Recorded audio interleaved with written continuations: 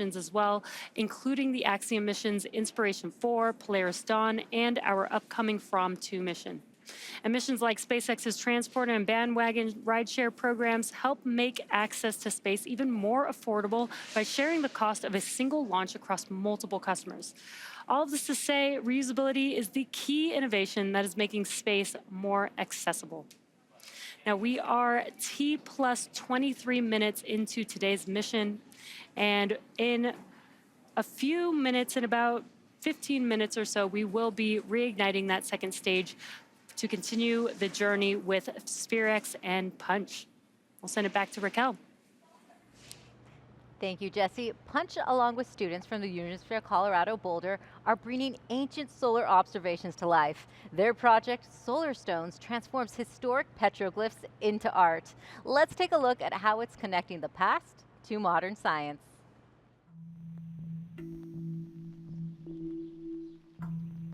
Sitting next to me here are what we call our solar stones, and although we did not originally create the images depicted on these tablets, we replicated them from ancient petroglyphs down in Chaco Canyon National Park that were created around 1,000 years ago by the ancestral Pueblo people there.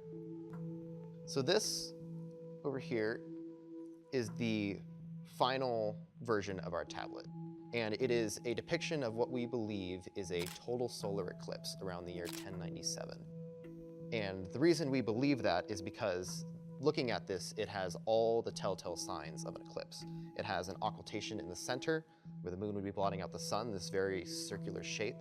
It has the solar corona out and along the sides, and up here on the top is what is believed to be a reflection of Venus. While these tablets would be really good for any learner, we collaborated with the Colorado School of the Blind so that we could make these tablets accessible to low vision learners. Space is typically a very visual field.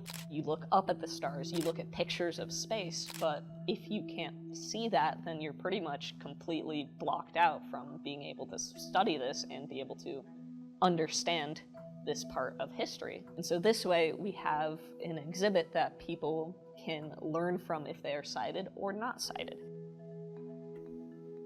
It took a lot of time to figure out how much detail we needed, how deep the objects needed to be, what textures we needed to use.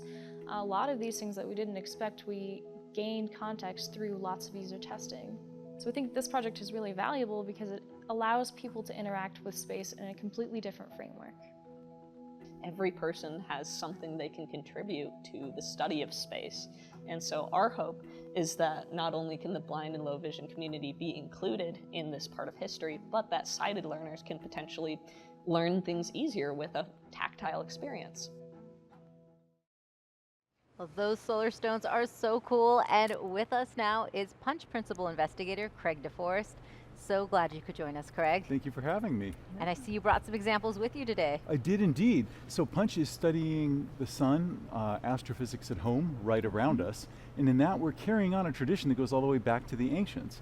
So this is a 3D printed representation of what may be the oldest representation of the solar corona in a durable medium.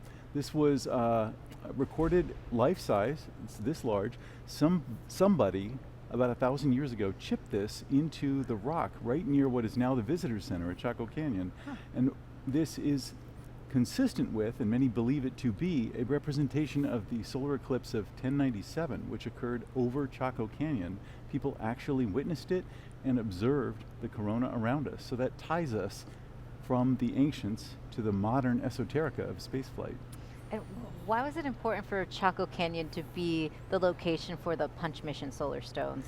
So we organized our outreach program around ancient and modern sun watching, and Chaco was a large center of culture about 1,000 years ago.